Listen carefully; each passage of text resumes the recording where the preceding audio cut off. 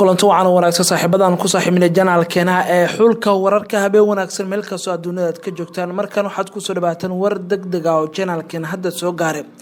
warka degdega ee janaalkeena ah ee xulka wararka hadda soo gaaray waxa uu sheegay meydka haweeney laga helay hotel ku yaala magaalada Muqdisho haweeneydaas oo la sheegay marka hore in la kufsaday deetana la dilay warbixin ku saabsan haweeneydaas ayaan eegaynaa wararka naga soo gaaraya caasimadda Soomaaliya ee Muqdisho waxa ay sheegeen in hotel ku yaala magaalada caasimadda Muqdisho laga helay meydka haweeneydan ayaa laga helay hotel ku yaala isgoyska Baar Ubax ee magaalada caasimadda Muqdisho waxaana kiiskan la wareegay hay'adda dambi baarista ee booliiska ee CID-da haweeneydan oo lagu magacaabi jiray Suleeqo Yuusuf Barqadle waxaa la sheegay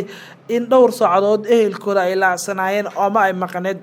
Suleeqo oo ahayd hooyo haysatay 5 caruur ah oo agoona waxaana la sheegay in hore lagu dilay ninkeedii oo ahaa sarkaal ka tirsan ciidanka dowladda Soomaaliya wararka ayaa waxa ay sheegeen in haweeneydan oo deganeed agagaarka xaafadda la yiraahdo Shirkole ay tagtay hotelka arrimo u gaar ah darteeda kadibna la waayay halka ay ku dambeysay ugu dambeysay waxa la helay saacado kadib meedkeeda ciidanka booliiska ayaa hotelka gaaray waxaana la xiray qaar kamid ah maamulka iyo shaqaalaha hotelka oo meedka gabadhana waxa la geeyay isbitaalka Digfeer sidaas waxa noo sheegay qof kamid ah ehelada gabadha wararka qaar waxay sheegeen inuu jiro tuhmo la xiriira in gabadha la sumeeyay taas oo keentay in meedkeeda baaris markii lagu sameeyay laga waayo wax jirdila laakiin dhaqaatiirtu waxay sheegeen in baarista la sameeyay in gabadha kufsi loo geystay kiisaska noocyadan oo kala ayaa maalmihii dambe waxay ahaayeen kuwa ku soo badanayay magaalada Muqdisho laakiin janaalkeena ee waxaa ila ku dhow deegaanka ay noo sheegeen iyo waliba qaar kamid ehelada in gabadha markii hore halka uu ku balamiyay nin ay saaxiibo ahaayeen ninkana aysan cidu wax badan ka ogin arintiisa laakiin waxa dadka deegaanka ay sheegeen in ninkii saaxiibkeeda ahaa uu ku balamiyay hotelka kadibna muran soo kala dhaxgalay taas oo la tilmaamay in sabab uu noqotay geerida gabadha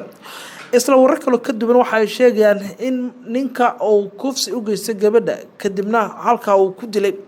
laakiin booliiska arinta la wareegay baarista sameyn waxa ay sheegeen in ay ku tuhunsan in gabadha la sumeeyay maadaama jirkeeda aysan ka muuqan wax jirdil ah oo loo geystay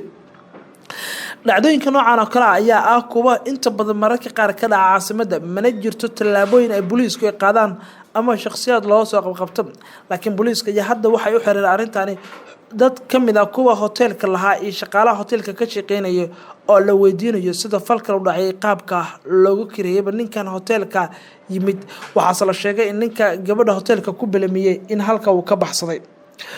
warbixintaasi degdeg ayaan soo gaartay daawadayaal idiin soo gudbinaynay haddaad ku cusubtay janaalkeena ee xulka wararka daawada subscribe dheh qaybta hoose ee commentiga nugula wadaag aragtidan waxaa naga xasuusina dhacdo walba oo ku saabsan dhacdooyinka noocan oo kale isla janaalkeena ee xulka wararka